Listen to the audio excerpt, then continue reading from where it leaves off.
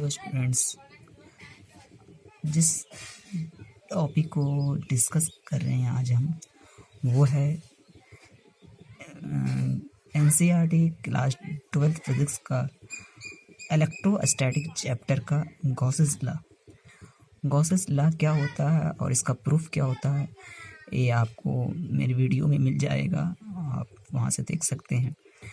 आज हम Gauss's law के एप्लीकेशन को डिस्कस एक्चुअल में करने वाले हैं। अपने सिलेबस में गॉसेस लॉ का 3 एप्लीकेशन है और एग्ज़ाम में मोस्ट फ्रिक्वेंट टाइम ये डेरिवेशन पूछा जाता है लॉन्ग क्वेश्चन में। तो जैसा कि आपको स्क्रीन पर दिख रहा है एप्लीकेशन ऑफ गॉसेस थ्योरम, और इसका हम एक एप्लीकेशन आज डिस्कस करने जा रहे हैं, वो है to calculate electric field of a thin infinitely long straight charge wire. किसी thin infinitely long charge wire की वजह से इलेक्ट्रिक फील्ड को निकालेंगे और गॉसेस लॉ का यहाँ पे यूज़ करेंगे हम लोग। तो स्टार्ट करते हैं। इस तरह की और भी वीडियो देखने के लिए आप हमारे चैनल को सब्सक्राइब कर दें। देखें, यहाँ पर हमने एक वायर ले रखा है जिसका लेंथ इन्फिनाइट है। ओके, इन्फिनाइट लेंथ का एक वायर है, ये एक वायर है जिसका लेंथ इन्फिनाइट है और ये चार्ज वायर है, इस पर चार्ज कैरी कर रहा है। तो चार्ज को हम यहाँ पे इस तरीके से शो कर सकते हैं। इन्फिनाइट लेंथ का वायर है, ठीक है, ये चार्ज कैरिंग कंडक्टर है, वायर है। देखें, इस पर चार्ज यूनिफॉर्मली डिस्ट्रीब्यूटेड है, इसकी वजह से इलेक्ट्रिक फील्ड कैलकुलेट करना। इसका लेंथ इन्फिनाइट है, आप डॉटेड करके इस तरीके से एज्यूम कर सकते हो। ये इन्फिनाइट लेंथ का स्ट्रेट चार्ज वायर हो गया। इस वायर की वजह से एक प्रॉपर डिस्टेंस, सपोज ये आर कह लें, यहाँ पर कितना इलेक्ट्रिक फील्ड होगा, इस पी पॉइंट पर कितना इलेक्ट्रिक फील्ड होगा। इस वायर की वजह से, चार्ज वायर की वजह से इस पी पॉइंट पे आर डिस्टेंस पर कितना इलेक्ट्रिक फील्ड होगा, यही हमको कैलकुलेट करना है। तो इस पी पॉइंट पे इलेक्ट्रिक फील्ड निकालने के लिए हमने यहाँ पर एक सिमेट्रिकल शेप का गॉसियन सरफेस खींचना पड़ेगा, चूँकि हम गॉस लॉ का यूज़ कर रहे हैं। तो यहाँ पे हम सिलेंड्रिकल शेप का एक गॉसियन सरफेस खींच देते हैं। एक हाइपोथेटिकल सरफेस ले लिया सिलेंड्रिकल शेप का, और इधर भी इसको ड्रा कर लें। ये आपका सिलेंड्रिकल शेप का गॉसियन सरफेस हो गया। ये इसका सर्कुलर एंड हो गया, ये दोनों, और ये आपका हो गया कर्व सरफेस एरिया। और ये जो हाइपोथेटिकल सरफेस है गॉसियन सरफेस, इसका लेंथ हमने एज्यूम कर लिया है एल। एल क्या है? Length of Gaussian surface. और आर क्या है? जितने डिस्टेंस पे, तो ये आर इसकी रेडियस का भी काम कर जाएगी, है ना, रेडियस भी आर के इक्वल हो जाएगा। तो आर यहाँ पे इसका रेडियस का काम कर जाएगा। इसके 2 एंड हैं, 2 सर्कुलर एंड हैं, एक टॉप वाला एक बॉटम। देखो, कुछ चीज़ें यहाँ पे होंगी जिसको हम रफ में यहाँ पे करके लिख रहे हैं ताकि आपको बात समझ में आए।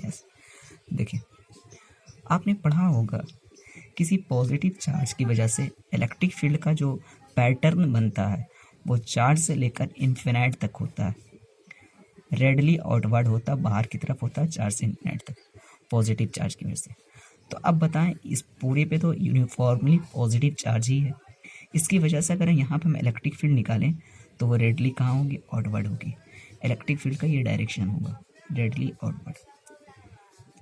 यहाँ पर भी आप निकालोगे तो इलेक्ट्रिक फील्ड वही रेडली आउटवर्ड होगी, क्योंकि चार्ज से इन्फिनाइट तक जाता है, चार्ज से इन्फिनाइट तक। यहाँ पर इलेक्ट्रिक फील्ड निकालोगे तो रेडली आउटवर्ड होगी। इस तरह से कहीं पे भी हम निकालें इलेक्ट्रिक फील्ड आउटवर्ड होगी। अब एक कॉन्सेप्ट आता है एरिया वेक्टर। अगर ये सर्किल है तो इसका एरिया सपोज दैट ए है, area vector perpendicular to the plane होता है। अगर ये सर्किल है तो इसका एरिया वेक्टर इधर, अगर ये सर्किल इस तरीके से है तो इसका एरिया वेक्टर इधर होगा, और अगर सर्किल इस तरीके से है तो इसका एरिया वेक्टर इधर होगा। तो परपेंडिकुलर टू द प्लेन होता है, जिस तरह का प्लेन होगा।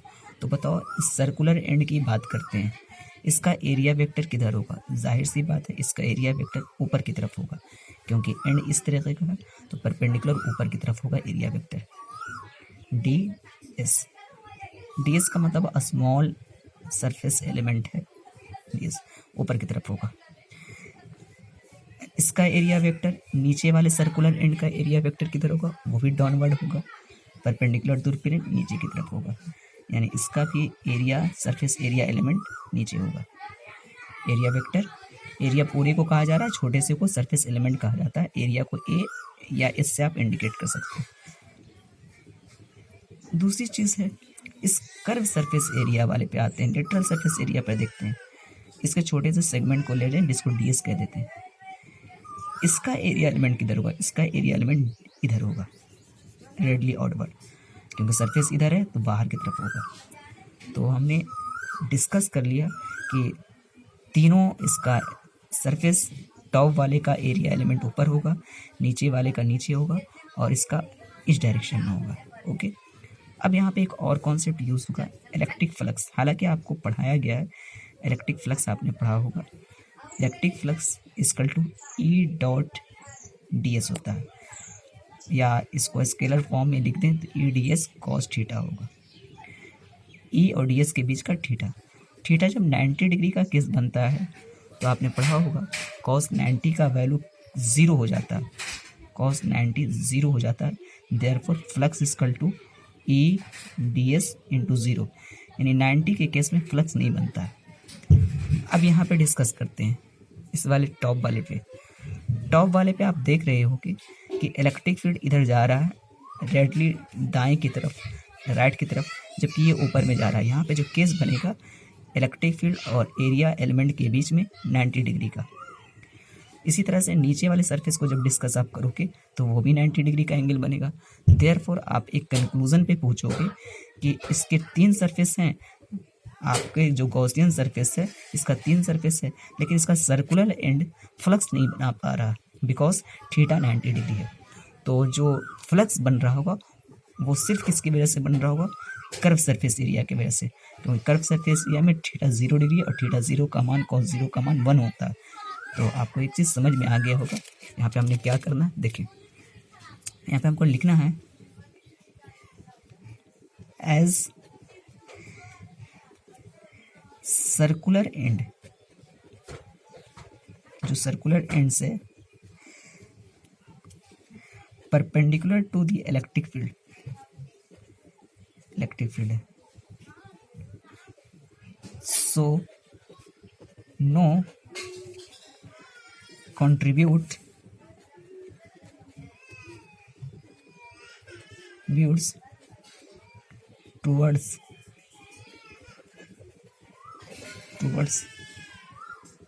फ्लक्स। फ्लक्स में उसका कोई कंट्रीब्यूशन नहीं होगा क्योंकि फ्लक्स 0 बनाएंगे। तो फ्लक्स, टोटल फ्लक्स कैसे बनेगा? Total flux obtained by only curve surface area, curved surface area, सिर्फ इसकी वजह से ही टोटल फ्लक्स बन पाएगा यहाँ पर। तो देयरफॉर टोटल फ्लक्स निकालते हैं, कैलकुलेशन करते हैं। टोटल फ्लक्स इक्वल टू, देखें थोड़ा सा, total flux equal to phi equal to integral of E dot D S. Small element का निकालें और इसका इंटीग्रेशन कर दें, टोटल का निकल जाएगा। आपने बेसिक कैलकुलस तो पढ़ा ही होगा। तो E D S cos 0 degree, इस केस में कितना एंगल बन जाएगा? 0 डिग्री, है ना। इस वाले केस में 0 डिग्री बन जाएगा। यहाँ पे थीटा 0 है, याद रखना, 0 डिग्री। कॉस 0 का वैल्यू फर्दर 1 आ जाएगा। तो E D S, electric field uniform type का है, तो therefore flux equal to E D S. का मतलब क्या हो गया? डी एस का मतलब क्या? Small curve surface area element, छोटा सा एरिया, लेकिन हमको तो पूरा सरफेस एरिया निकालना है। तो टोटल कर्व सरफेस एरिया कितना आएगा? टोटल कर्व सरफेस एरिया आ जाएगा इलेक्ट्रिक फील्ड यूनिफॉर्म है इसलिए इंटीग्रल साइन से बाहर आ गई है। ये टोटल कर्व सरफेस एरिया हो जाएगा इंटीग्रेशन के बाद। तो टोटल कर्व सरफेस एरिया तो 2 पाई r और l, चूँकि इसका लेंथ हाइट जो है वो l है, आपने कंसिडर किया। ये चीज़ हो गई यहाँ पर। अब हम क्या करते हैं, using Gauss's law. Gauss's law कहता है कि total flux equal to total charge by epsilon nought. अब यहाँ पे एक चीज़ ले रखा है, ये जो चार्ज है ना, ये जो चार्ज है इसकी चार्ज डेंसिटी लैम्डा है। What is charge density? तो आपको एक चीज़ बताते हैं, चार्ज डिस्ट्रीब्यूशन 3 तरीके का होता है। एक लीनियर चार्ज डेंसिटी होती है, एक सरफेस चार्ज डेंसिटी होती है, एक वॉल्यूम चार्ज डेंसिटी होती है। Linear charge density, surface charge density, volume charge density. अगर आप लेंथ को कंसिडर कर रहे हो तो charge per unit length, area को कंसिडर कर रहे हो charge per unit area, volume को कंसिडर कर रहे हो चार्ज पर यूनिट वॉल्यूम। तो यहाँ पे हम तो लेंथ को कंसिडर कर रहे हैं ना, वायर में मेन चीज़ लेंथ को मेजर किया जाता है। तो देयरफॉर चार्ज डेंसिटी का फॉर्मूला हो जाएगा एज, यहाँ पे हम कर रहे हैं lambda equal to charge per unit length. Therefore charge equal to यहाँ पे आ जाएगा लैम्डा टाइम्स एल। इस चीज़ का यहाँ पे यूटिलाइज कर देंगे, charge equal to lambda times L by epsilon nought. Equation second.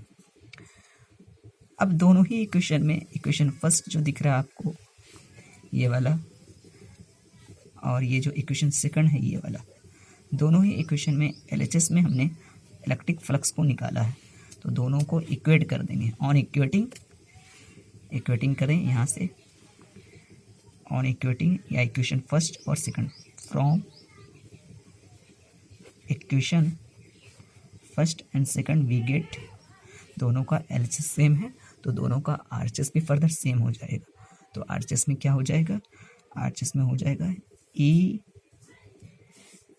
Into 2 pi RL equal to lambda L by epsilon nought. Cancel out, L से L हो गया।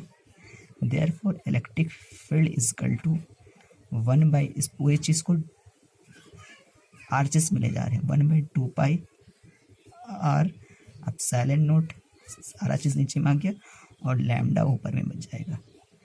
यानी ओवरऑल जो मेरे पास रिजल्ट आया है, electric field due to a thin infinitely straight charge wire जो आया है, इसका calculation electric field equal to 1 by 2 pi epsilon nought. 2 pi epsilon nought को हमने पहले रख दिया है लैम्डा अपॉन R। चूँकि आपको पता है कि 1/4 पाई एप्सिलॉन नॉट का वैल्यू 9⁻⁹ होता है, 10⁹ तो इसलिए 1/2 पाई एप्सिलॉन नॉट का वैल्यू भी आप वहाँ से रख सकते हो। इसका क्या हो जाएगा, ट्वाइस हो जाएगा, 18 इंटू 10⁹ हो जाएगा। तो इसलिए यहाँ पे कैलकुलेशन को इस फॉर्मेट में लिखा जाता है, क्योंकि इसका वैल्यू एग्जैक्ट आपको पता होता है ना। ये रफली हो गया, तो ये चीज़ आपका कैलकुलेशन हो गया। 1/2 पाई epsilon not, lambda by R क्या है, वो डिस्टेंस जहाँ पे आपको वायर से कितने डिस्टेंस पे इलेक्ट्रिक फील्ड पूछा गया है, और लैम्डा क्या है, लीनियर चार्ज डेंसिटी। तो चार्ज डेंसिटी और डिस्टेंस पे डिपेंड कर रहा है, ये आपका डेरिवेशन हो गया। इस तरह की और भी वीडियो के लिए हमारे चैनल को सब्सक्राइब करें, वीडियो को लाइक करें। Thank you for watching.